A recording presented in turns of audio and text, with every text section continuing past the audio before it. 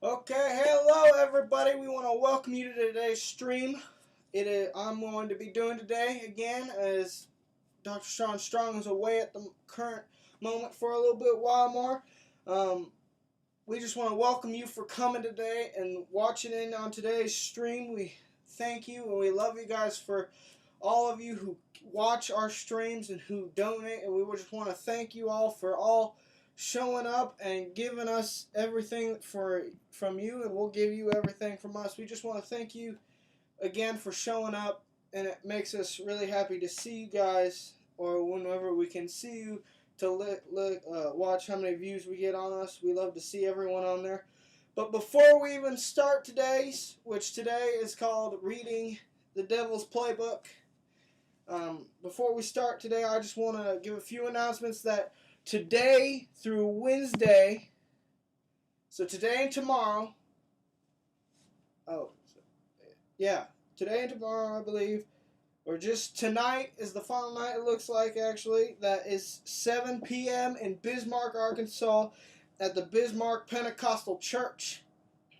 Right now, they're having a great meeting down there, from the looks of it, and we just want to thank the pastors for being so kind and letting Dr. Sean Strong be down there with them and just letting him bless them. And so after that, on February 23rd through the 26th, we have got Dr. Sean Strong over at New Beginnings of Keokuk, in Keokuk, Iowa. You got the Sunday, which is 10 a.m. to 6 p.m., the 10 a.m. and 6 p.m. service, and then Monday through Wednesday is the 7. Then you got the Christian Renewal Church, which is on March 1st over in St. Simons Island, Georgia. We will be there. We're looking forward to it. We're all excited to be there. So it's just March 1st while we're over there. And then on March 8th through the 11th, we will be at League Town Assembly in Des Moines, Iowa. That's also, we're looking forward to that. It's just going to be a great meeting there as well. Anyway, so as we get in, we just want to remind you before we even get started that you can donate. All you have to do is hit hashtag donate, put the number behind it that you want to donate, and that will send you a link, and you can go into that and fill out your stuff and donate to us today. Okay, since we got all the form, let's look into here as reading into the Devil's Playbook. Today we will look into one of the strongest people that have ever walked the earth. His name was Samson. Through Samson, we have learned 3 of the devil's deadly plays that he can run against us on a daily, day-to-day basis. But before we learn anything about these plays that the devil plays against Samson, let's learn a little bit about Samson himself. And, Samson, he was dedicated to the Lord from when he was born. His parents gave him to the Lord before he even was born, which made him, which is what they called the Nazarite vow, which made him a Nazarite by definition, and which means when you become a Nazarite, you became one of God's holy people, where you would, be his as in a servitude manner. But he had 3 rules that he had to follow, 3 rules. And one of them, the first one, was never drink alcohol. He can never touch it. He can never drink it. It just wasn't supposed to be in his body, because it was just sanctioned as unholy when a holy person would drink it. And then you have the second one, which is never touch any dead animals or people. Never touch any dead things. Not allowed to touch a corpse of any kind. Third is never cut your hair. Those were the 3 rules of a Nazarite that they had to follow in order to be as their vow, the Nazarites. God gave him his supernatural strength as long as he didn't cut his hair, which the cutting the hair also came in with the Nazarite, but he also, because he was given from even before he was born, he gave him the strength, the supernatural strength that no one has ever seen on this earth. It's um, in the end, and I mean, it's crazy when you think about it, but in the end, he broke all three of these rules. All three of them, he broke them all, and which is how the devil used some of these. He used basically all of these plays. Of these three plays that I will give you today, he used all of them to attack Samson and get him away from his Nazarite self. The first play the devil used on Samson was lust. Before anything happened, lust was used in him, which I will be reading out of Judges 14, 1 through 4 for right now, and we'll keep going. We'll read most of, if not all, of chapter 14 today. But verse 1 through 4 for this, and that is, Samson went down to Timnah and saw there a young Philistine woman. When he returned, he said to his father and mother, I have seen a Philistine woman in Timnah.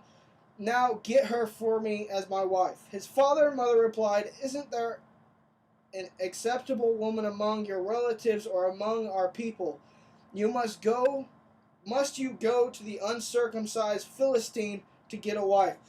Here, the uncircumcised Philistine type thing was the promise or the covenant that the Israelites had with God, which was a very important thing for the Israelites because it signified that we are different from everyone else, and we have a not just a strict but a for sure covenant with God.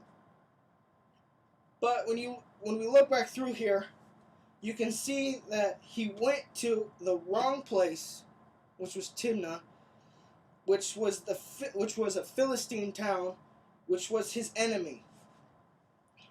Which why would he go there just in his spare time? When you first look, the lust guided him to this place. He was looking for something that he probably shouldn't have, or he was doing something that he probably shouldn't have been doing as he went into this town. And when you look at it, the first place, he wasn't there for any reason, like I said, and on top of that, he wanted the wrong thing when he got there. Because when he got to the town, what did he find? He found a woman. That just wasn't the right thing that he was supposed to use. Or it wasn't supposed to get from that town, because an earlier law in Leviticus, he talked about how God said to the Israelites to never intermarry with their enemy or surrounding countries that does not praise God. The Philistines did not praise God as their God. They praised other people or other things as gods, which broke that rule as well. Not only, just to be with a Philistine, but to marry one was against God's laws. And in the meaning of lust, before we get into this any further, it's not just the lust for men or women as it is for Samson, but it's also if you want something like a job or a promotion, a raise in that job, or maybe you just have a lust for money, greed, if you want prestige, cars, houses, boats, anything that you could think of that you're just like, oh, I want this more than anything, that is the lust of it. Comes before your relationship with God, or you strive to pull something or get something more than you want God. That is lust. It's just not just men and women that you can lust after. It's also items.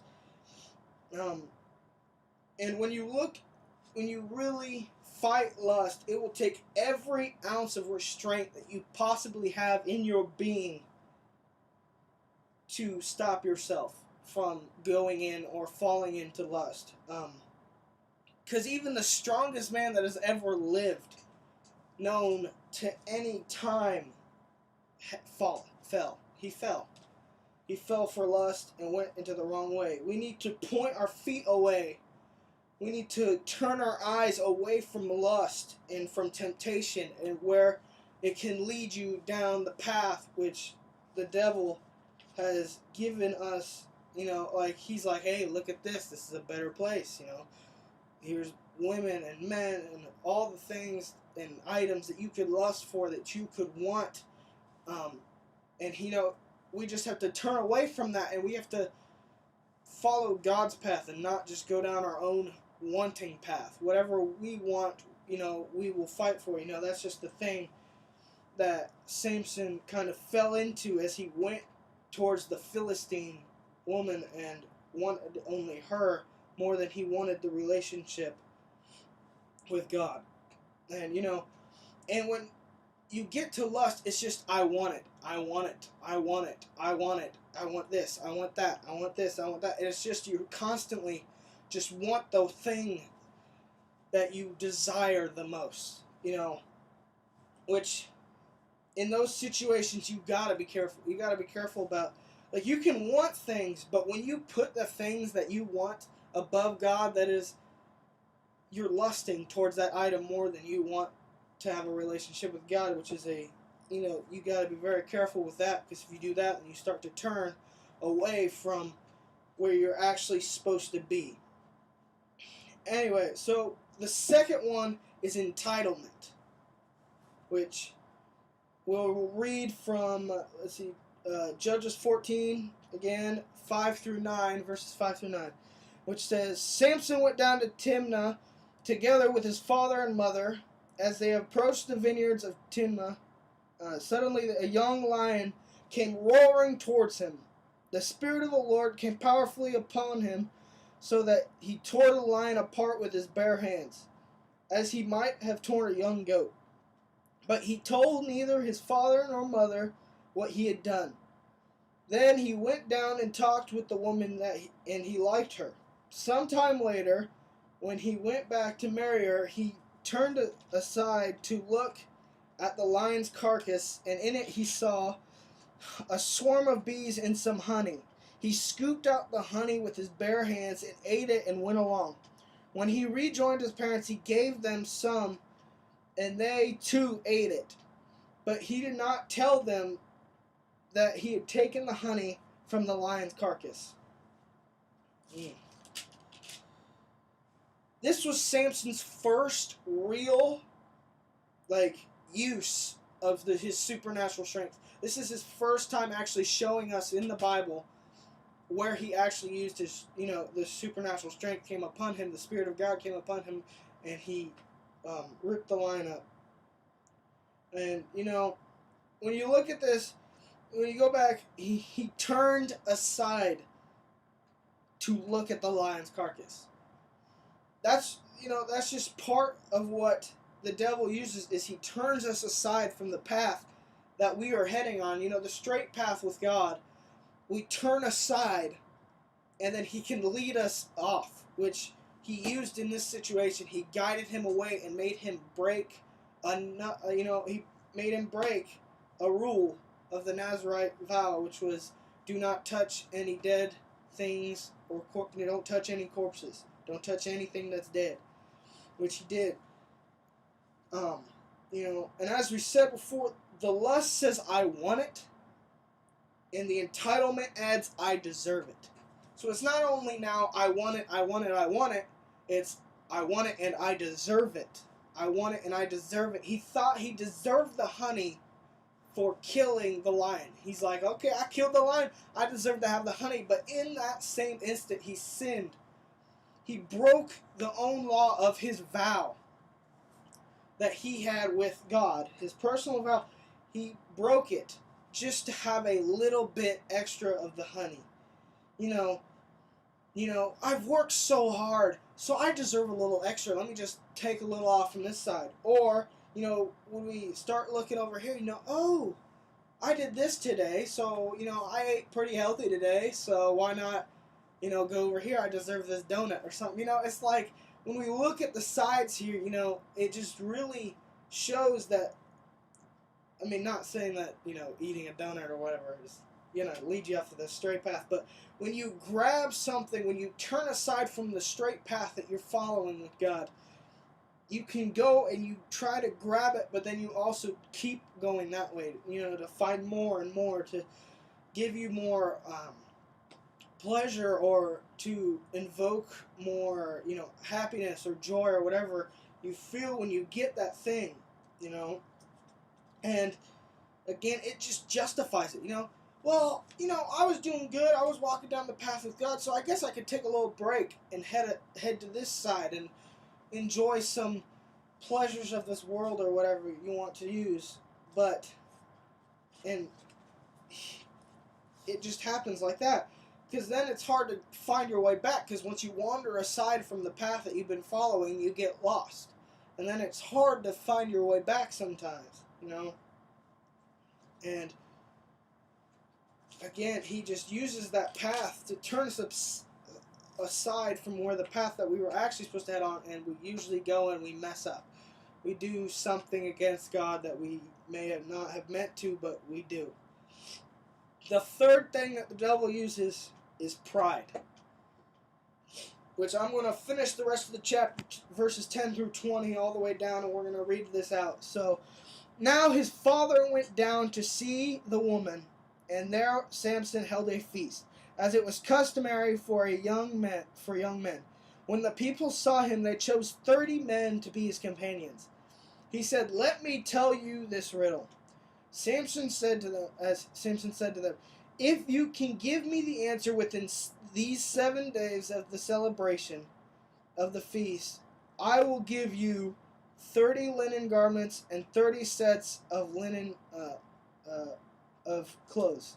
And if you can't tell me the answer, you have to give me 30 linen garments and 30 sets of clothes."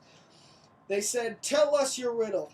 Let's hear it." He said, out of the eater something to eat, out of the strong something sweet."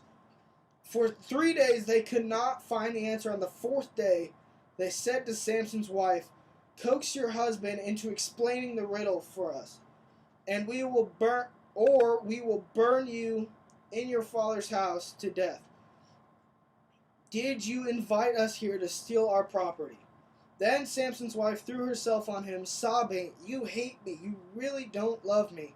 You've given my people a riddle, but you haven't told me the answer." "I haven't even explained it to my father and mother," he replied.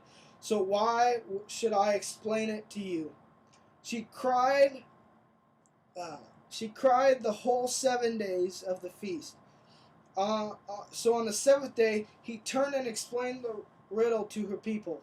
Before the sunset of the 7th day, the men in town said to him, "What is sweeter than honey? What is stronger than the lion?" Samson said to them, "If you had not plowed with my heifer, you would have not solved my riddle." Then the Spirit of the Lord came powerfully upon him. He went down to Ashkelon and struck down 30 of their men, stripped them of everything, and gave their clothes to the ones he had explained the riddle. Burning with anger, he also returned to his father's home, and Samson's wife was given to one of his companions who attended the feast. So, at this party, it wasn't, it's a more of you could look at it as a bachelor party type thing, as well as not just this, but he also, not just the story, but he also, would be drinking in there, which would break another one of his Nazirite laws. So, he figured that he'd be fine because he was so strong. When he looked at himself, he saw, okay, look how, I'm really strong. Look at me. I can do anything and I will be fine in the end. Which was the lie, another lie. That was his pride. I'm so great that I made this riddle that they will never find out. And before the pride, he fell. As it says in the Bible, pride comes before the fall, which did here, where he was like, oh, they'll never find out the riddle, but he told his wife, and she gave it up in the end because of the other men in the town. So his pride made him fall the into just losing, and then he used the Spirit of the Lord wrongfully and killed all the people, killed a bunch of people in Ashkelon. But when you look, it just adds something else. This pride just adds something else to our list, which, again, lust says I want it, entitlement says I want it and I deserve it. Pride adds on to there, I want it, I deserve it, and I can handle it. In when you go through this, your enemies want to devour you and destroy you. That's always how it's been. And when we get into these things, one drink won't hurt, one puff won't hurt, one car payment won't hurt, one house payment. If we can just do this one at a time, just one thing, oh, it won't kill me, two, it won't kill me. But you can, when you actually look, you can see the harm in your life, because it can either get you on when you drink or you smoke or something. It can get you addicted, and then that's when it just drives you into the circle of, continuality, as you just keep doing the same thing, but you only start off, it's just one. We have to be careful, because, our pride, we think, oh, we're so big, we're so strong, if we only do one, we can handle it, it will be okay, we'll be fine, because not only that, but your pride will justify your lust. When you really look at this, it says, I want it, I deserve it, and I can handle it. It's okay. I can do it. It justifies the thing that you were lusting after. I deserve it. I can handle it. It's okay.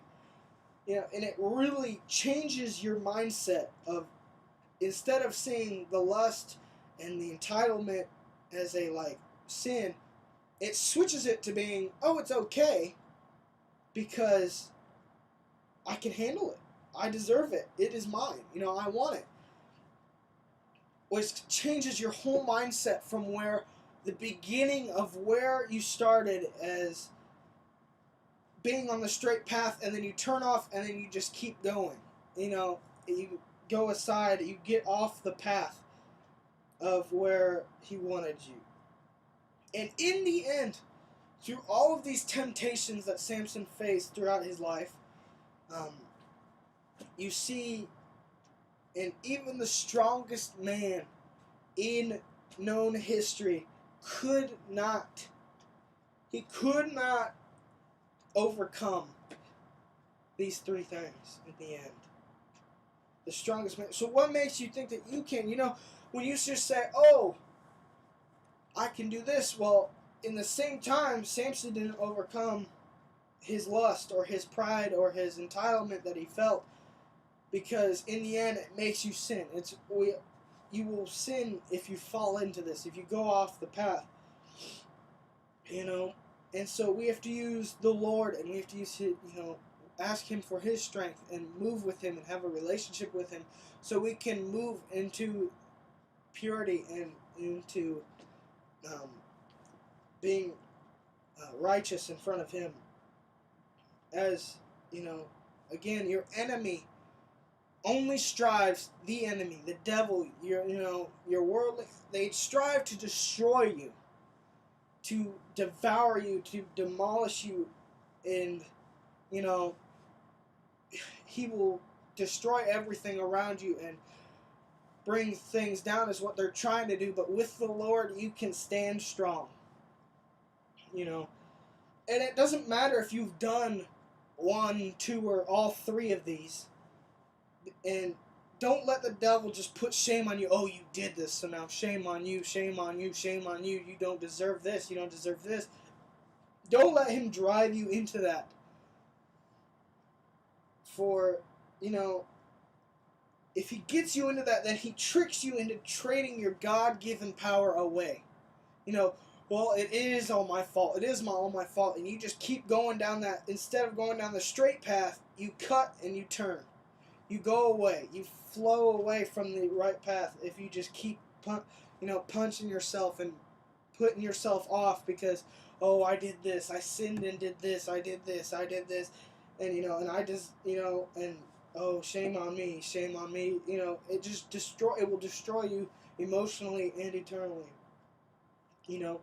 And so to just help guide you today, I just wanted to help you stand strong in today and know that these are a couple. I just wanted to give you a couple plays that the devil uses and has used today. And I just want to help you stand strong in today. Again, before we fully get off, I just want to remind you that you can hit hashtag donate, put any number behind it, any number that you want to donate. It will send you a website. You can fill in your stuff. And if you can't do it right now, you can head to, in a little bit. You can do it in a little while. You can do it later. We always have standingstrongministries.org. Our website is always open.